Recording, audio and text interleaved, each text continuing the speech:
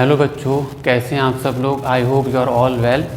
तो स्टूडेंट्स, हम लोगों ने अपना लास्ट लेक्चर में यूनिट सेकंड स्टार्ट कर दिया था केमिस्ट्री का, जो कहता है हमारा एसिड, बेस एंड सॉल्ट। तो एक छोटा सा रिवीजन कर लेते हैं, फिर आगे स्टडी करेंगे। तो मैंने बताया था आपको कि हमारे पास बहुत सारे एलिमेंट्स हैं आज की डेट में, और उन एलिमेंट्स को मिला के हम कंपाउंड्स बना लेते हैं। और वो जो कंपाउंड्स हैं केमिस्ट्री में, उनको 3 कैटेगरी में स्टडी किया गया है। तो या तो कंपाउंड हमारा एसिड होगा, या बेस होगा, या फिर सॉल्ट होगा। तो मैंने आपको थोड़ा सा एसिड्स के बारे में बताया था कि एसिड्स वो सब्सटेंस होते हैं जिनका जो टेस्ट है वो सोर होता है, खट्टा होता है, ठीक है। और एसिड्स जो करते हैं वो क्या करते हैं, कैसे हम पता लगाते हैं कि सब्सटेंस एसिड है, कि वो जो है आपका ब्लू लिटमस को रेड ब्लू जो कलर होता है लिटमस का, उसको रेड में कन्वर्ट कर देता है अगर आपने उसको एसिड में रख दिया, ठीक है। और एसिड सोल्यूशन जो होते हैं वो आपकी इलेक्ट्रिसिटी भी कंडक्ट कर सकते हैं। अगर आपने एसिड को, मैंने बताया था, वाटर में डाल दिया तो वो इलेक्ट्रोलाइट बन जाता है। Electrolytes are the good conductor of electricity. तो ये कुछ मैंने पॉइंट्स बताए थे, और भी कुछ आपको मैंने प्रॉपर्टीज़ बताई थी कि मेटल्स, और जब मेटल और एसिड का रिएक्शन होता है तो हाइड्रोजन गैस निकलती है, सॉल्ट बनता है। तो अब मैंने कुछ आपको नेचुरल ऑकरिंग एसिड्स भी बताए थे जो हमें नेचर से मिल जाते हैं, ठीक है। तो बस मैंने उसी का एक नोट और लिख दिया ताकि आप लोगों के पास एक रिकॉर्ड में आ जाएगा, उसको आप लिख लिए। और जो हमारे, जैसे मैंने लिखा, the acid present in plants material and animals are called organic acid. तो जो नेचुरल ऑकरिंग एसिड है उनको हम ऑर्गेनिक एसिड बोलते हैं, क्योंकि हमें नेचर से मिल रहा है, ठीक है। Organic acid are natural occurring. मैंने बताया था सिट्रिक एसिड हो गया, मैंने टेबल भी बनवाई थी आपको, लैक्टिक एसिड हो गया, और मैंने सोर्स भी बताए थे कहाँ कहाँ से वो मिलते हैं। सिट्रिक एसिड लेमन में मिल जाएगा, लैक्टिक एसिड आपको कर्ड में मिल जाएगा, ठीक है। और अच्छा, ये और है कि हम इनको कंज्यूम भी कर सकते हैं, तो ये हमारे लिए हार्मफुल नहीं है। तो मैंने लिख दिया, it is not harmful to eat और drink substance containing natural occurring acid in them. Jin substance के अंदर नेचुरल ऑकरिंग एसिड होते हैं उनको वो आपके लिए हार्मफुल नहीं होते।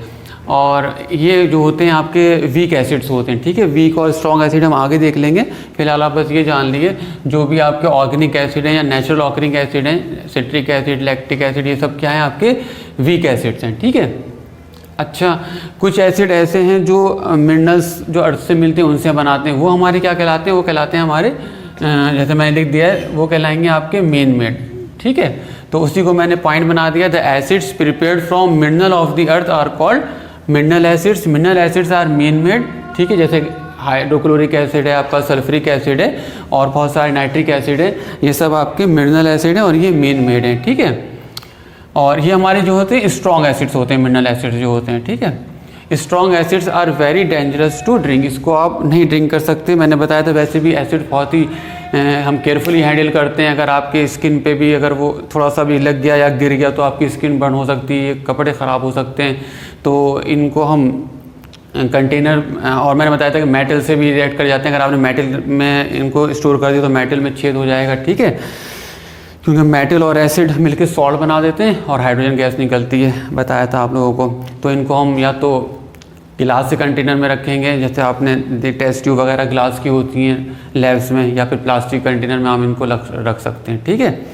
अच्छा, एक पॉइंट और रह गया है आपका, थोड़ा सा मैंने बता दूं कि आपकी नॉलेज के लिए, कंसनट्रेटेड एंड डाइल्यूट एसिड बहुत यूज़ होता है लैब्स में। सर कहेंगे आपसे लैब के अंदर, जो आपके लैब स्टूडेंट्स होंगे वो कहेंगे कि कंसनट्रेटेड एसिड लाओ और डाइल्यूट एसिड लाओ। तो उसका क्या मतलब होगा कि कंसनट्रेटेड एसिड जो होता है वो बिल्कुल समझिए एक प्योर तरीके का एसिड, मतलब मिनिमम अमाउंट ऑफ वाटर उसके अंदर पाया जाएगा। तो मैंने लिख दिया है, a concentrated acid is one which contain the minimum possible amount of water in it. बहुत ही कम, जीरो समझिए एक तरीके से। जैसे, और अगर आपको डाइल्यूट एसिड बनाना है तो उसके अंदर पानी मिला देते हैं, वो एक्वस हो जाता है थोड़ा सा कंसनट्रेटेड के अंदर ही, तो वो हमारा डाइल्यूट एसिड बन जाता है। तो when we mix water in the concentrated acid then we get dilute acid. तो बच्चों, अब हम देखते हैं कि हमारे स्ट्रॉन्ग और वीक एसिड क्या होते हैं। अभी मैंने बताया था कि आपको एक स्ट्रॉन्ग एसिड होता है, एक वीक एसिड होता है। तो स्ट्रॉन्ग एसिड को हम ऐसे डिफाइन करते हैं, जब हम स्ट्रॉन्ग एसिड को वाटर में डालते हैं, यानी उसका एक्वस सोल्यूशन बनाते हैं, तो क्या होता है, कम्प्लीटली आयनाइज हो जाता है अपने आयंस के अंदर। आयनाइज का मतलब है कम्प्लीटली ब्रेक हो जाएगा अपने आयंस के अंदर। जैसे देखिए, मैंने डेफिनेशन में लिख दिया है, an acid which is completely ionised in water and thus produce large amount of hydrogen ion is called strong acid, ठीक है।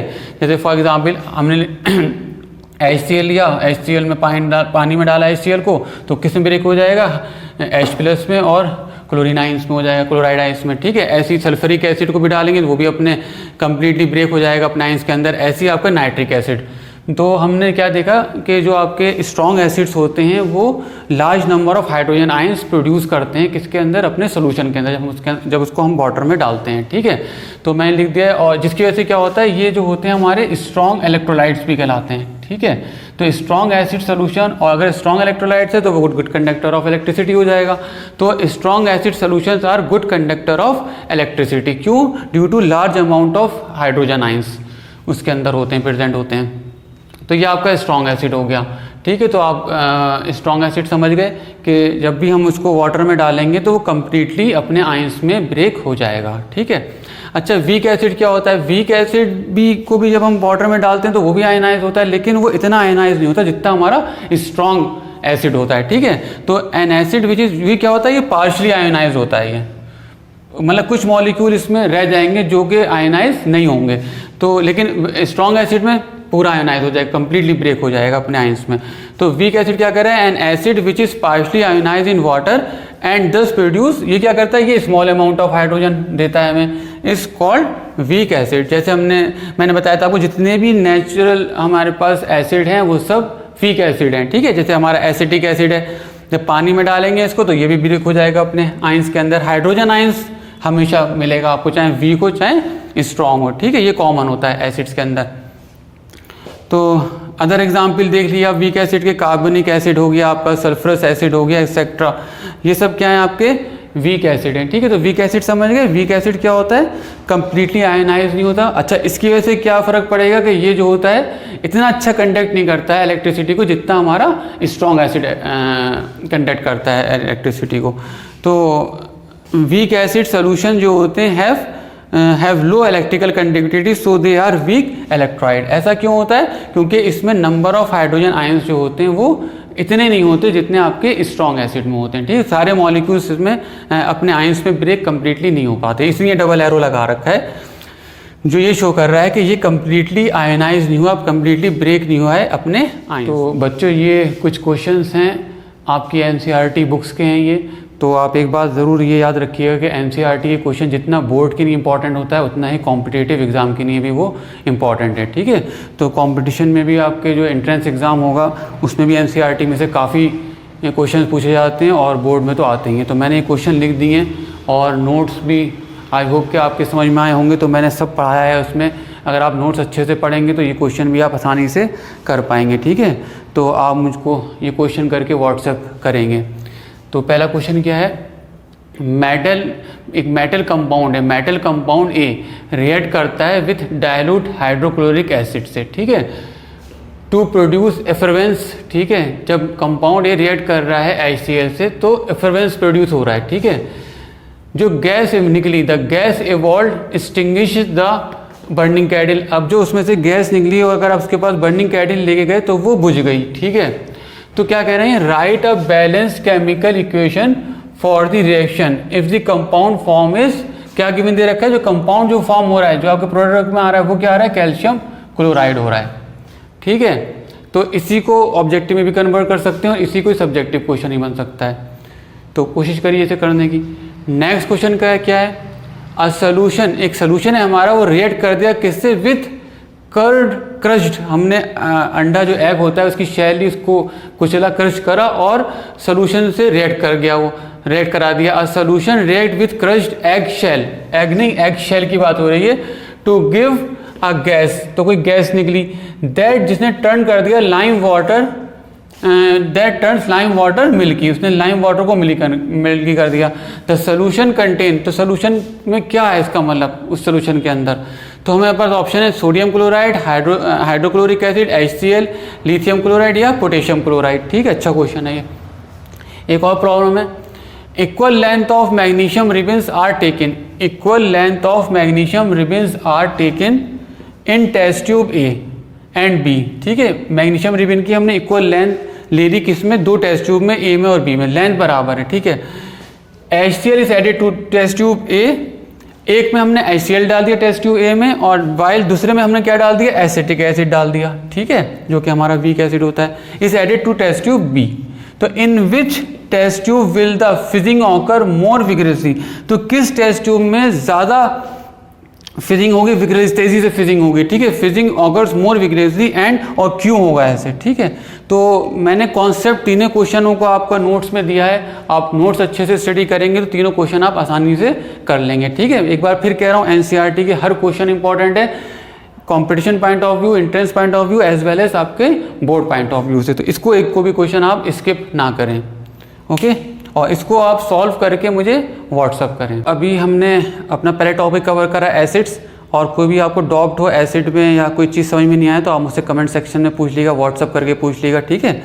तो अब हमारा दूसरा सब्सटेंस आ रहा है जो कि हम डिफरेंट एलिमेंट से मिलके बनता है, वो आता है हमारा बेस, ठीक है। मैंने लिस्ट कराई थी कि पहले एसिड पढ़ेंगे, फिर बेस पढ़ेंगे और फिर सॉल्ट्स पढ़ेंगे, ठीक है। तो बेस क्या होते हैं, बेस भी हमारे केमिकल सब्सटेंस होते हैं, एसिड होता है, लेकिन अब इसमें क्या है, एसिड में जो है आपका जो टेस्ट था वो सोर था, खट्टा था, लेकिन इन केस ऑफ बेस जो आपका टेस्ट होगा वो क्या होगा, बिटर होगा, कड़वा होगा, ठीक है। मैंने एग्जाम्पल भी दी थी आपको फर्स्ट डे कि जैसे बिटर ग्राउंड होता है या कड़वा होता है करेला हमारा, या कुकम्बर होता है, तो इसका जो टेस्ट है वो क्यों कड़वा होता है, क्योंकि इसके अंदर बेस होती है, बेस की वजह से इसका टेस्ट कड़वा होता है, ठीक है। तो और क्या करता है, जैसे आपका एसिड ब्लू लिटमस को रेड में कन्वर्ट कर रहा था, तो ये क्या करता है, रेड लिटमस को ब्लू में कर देगा। तो हमें पता चल जाएगा अगर हमने क्या करा, रेड लिटमस लिया लिक्विड या पेपर फॉर्म में और उसको हमने सोल्यूशन में डाला, ठीक है, बेस में डाला, तो बेस तो वो क्या करेगा, रेड लिटमस को ब्लू में कन्वर्ट कर देगा, ठीक है। तो मैंने इसी को डेफिनेशन में भी बना के लिख दिया है, bases are those chemical substance which are bitter in taste, soapy to touch and turns red litmus to blue, ठीक है। फॉर एग्जाम्पल सोडियम हाइड्रोक्साइड हो गई, कैल्शियम हाइड्रोक्साइड हो गई, एक्सेट्रा, बहुत सारे एग्जाम्पल हैं बेस के, ठीक है। अच्छा, बेस क्या होता है, बेस जो है हमारा केमिकली अपोजिट होता है एसिड का, यानी कि एसिड के इफेक्ट को बेस ख़त्म कर देगा, वो हम पढ़ेंगे न्यूट्रलाइजेशन रिएक्शन। बेस और एसिड का जो रिएक्शन होता है वो एक दूसरे को न्यूट्रलाइज कर देता है। तो जैसे आपने देखा होगा बेस जो है आपके डेली प्रोडक्ट्स में ही मिल जाएगी आपको, सोप के अंदर ही बेस होता है और आपके टूथपेस्ट के अंदर बेस होता है। कभी अभी आपको खाना खा लें ऑयली ज़्यादा तो एसिडिटी वगैरह होने लगती है, तो हम इनो जो या कोई और एंटी एसिड ले आते हैं तो उसके अंदर ही बेस होता है। तो हम जब इनो वगैरह पीते हैं तो वो जो एक्स्ट्रा HCl बन रहा होता है उसको इफेक्ट को न्यूट्रलाइज कर देता है और हमारी जो एसिडिटी है वो ख़त्म हो जाती है, ठीक है। तो और भी देखिए, तो अब base is a chemical substance जो कि न्यूट्रलाइज कर देगा which can neutralise an acid, ठीक है। अच्छा, कुछ बेस जो होती हैं हमारी वाटर सॉल्युबल होती हैं और कुछ वाटर सॉल्युबल नहीं होती, तो हमारे काम की जो है वो वाटर सॉल्युबल ही बेस हो गई, वही यूज़फुल होती है, क्योंकि जो भी रिएक्शन होता है वो एक्वस फॉर्म में होता है, वाटर के अंदर होता है, और अगर वाटर के अंदर सॉल्युबल नहीं होगी तो कोई रिएक्शन होगा नहीं। तो हमारे लिए यूज़फुल है वो वाटर सॉल्युबल बेस है, मैंने लिख दिया है। A base which is soluble in water is called alkali. तो और उसका दूसरे नाम से जो वाटर सॉल्युबल, या तो आप बेस कह लिए या अल्कली कह लिए, एक ही बात होती है, क्योंकि हमें वाटर सॉल्युबल ही हमारी हमारे लिए यूज़फुल है, तो हम वाटर सॉल्युबल बेस ही पढ़ते हैं। तो उसको दूसरे नाम अल्कली भी, अगर कोई अल्कली बोले तो आप समझ लिए कि वो वाटर सॉल्युबल बेस है, ठीक है। कुछ मैंने यूज़ लिख दिए थे, जैसे सोडियम हाइड्रोक्साइड है, वो कहाँ यूज़ होता है, सोप, मैन्युफैक्चरिंग ऑफ सोप। तो sodium hydroxide NaOH is use in manufacturing of soap, paper etcetera, ठीक है। ऐसी मैग्नीशियम हाइड्रोक्साइड है MOH, जो वो यूज़ होता है एज एन एंटी एसिड वगैरह में होता है, आपका इनो हो गया और अदर एंटी एसिड बहुत सारे आते हैं उनमें यूज़ होता है।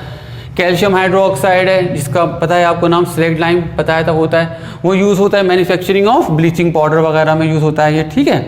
तो ये कुछ बेस की डेफिनेशन थी, कुछ इसके मैंने थोड़े से यूज़ लिख दिए। अच्छा, जैसे ही आपका स्ट्रॉन्ग एसिड और वीक एसिड होते हैं, ऐसी आपकी स्ट्रॉन्ग बेस और वीक बेस होती है, तो कुछ मुश्किल नहीं है। तो मैंने हेडिंग डाल दी थी स्ट्रॉन्ग एंड वीक बेस, आप लोग अपने हिसाब से इसको नोट कर लीजिएगा। तो स्ट्रॉन्ग बेसिस में कौन, सोडियम हाइड्रोक्साइड आ गई, तो पोटेशियम हाइड्रोक्साइड आ गई। वही सेम ही है कि जैसे स्ट्रॉन्ग एसिड आपका पूरा न्यूट्रलाइज हो जाता था, आयनाइज हो जाता था वाटर के अंदर, अपने आयंस के अंदर फुल्ली ब्रेक हो जाता था, स्ट्रॉन्ग एसिड कहलाता था, जैसे HCl वगैरह। ऐसे ही आपकी स्ट्रॉन्ग बेस होती है, जब आप वाटर में डालेंगे तो अपने आयंस में ब्रेक हो जाएगी, ठीक है। वो किस्म होगी, जैसे सोडियम हाइड्रोक्साइड है तो सोडियम Na+ आयन अलग हो जाएगा और हाइड्रोक्साइड आयन इसमें हाइड्रोक्साइड आयन बनता है, उसमें H+ आयन बनता था, आपको याद होगा, हाइड्रोजन आयन। तो बेस को जब वाटर में डालते हैं तो बेस भी क्या होती है, स्प्लिट हो जाती है या आयनाइज हो जाती है अपने आयंस के अंदर। तो सोडियम आयन बन जाएगा और हाइड्रोक्साइड आयन बन जाएगा। ऐसी पोटेशियम को अगर आप, ये भी एक बेस है, इसको वाटर में डालेंगे तो पोटेशियम आयन और फिर ये हाइड्रोक्साइड आयन में ब्रेक होगा, ठीक है, और एक्सेट्रा। अच्छा, स्ट्रॉन्ग बेस क्योंकि कम्प्लीटली आयनाइज होती हैं OH अपने आयंस के अंदर, तो ये गुड कंडक्टर ऑफ, इनके जो सोल्यूशन होते हैं जो कि इलेक्ट्रोलाइट्स लाते हैं वो गुड कंडक्टर ऑफ इलेक्ट्रिसिटी होते हैं, बहुत अच्छे से कंडक्ट कर सकते हैं इलेक्ट्रिसिटी को। अच्छा, इधर आ जाइए वीक बेस। वीक बेस जो होती है वो जैसे मतलब होती तो है वो आयनाइज, लेकिन इतनी नहीं आयनाइज होती, इतनी आपकी स्ट्रॉन्ग बेस होती है, ठीक है। तो मैंने उसके जैसे अमोनियम हाइड्रोक्साइड है तो NH4 में और OH में ब्रेक हो जाएगा ये। ऐसी कैल्शियम हाइड्रोक्साइड है तो ये किसमें Ca+ और 2OH- में क्या कहते हैं आयनाइज होगा, ठीक है। तो बस यही फ़र्क है स्ट्रॉन्ग बेस में और वीक बेस में कि स्ट्रॉन्ग बेस कम्प्लीटली आयनाइज हो जाती है वाटर के अंदर, ठीक है, इसके आयन्स मिल जाते हैं हमें, कम्प्लीटली ब्रेक हो जाते हैं Na+OH। लेकिन in case of weak base इसमें सारे मॉलिक्यूल जो होंगे NH4OH हो गया नहीं होंगे, ठीक, कुछ रह जाएंगे वाटर के अंदर, सब ब्रेक नहीं होंगे, ठीक है, as compare to strong base. तो इसलिए ये इतना अच्छा कंडक्ट नहीं करती इलेक्ट्रिक, इसके सोल्यूशन जो इलेक्ट्रोलाइट हम बनाते हैं वो इतने अच्छे तो नहीं करते कंडक्टिविटी जितना हमारा स्ट्रॉन्ग बेस कंडक्ट करता है इलेक्ट्रिसिटी को। ओके।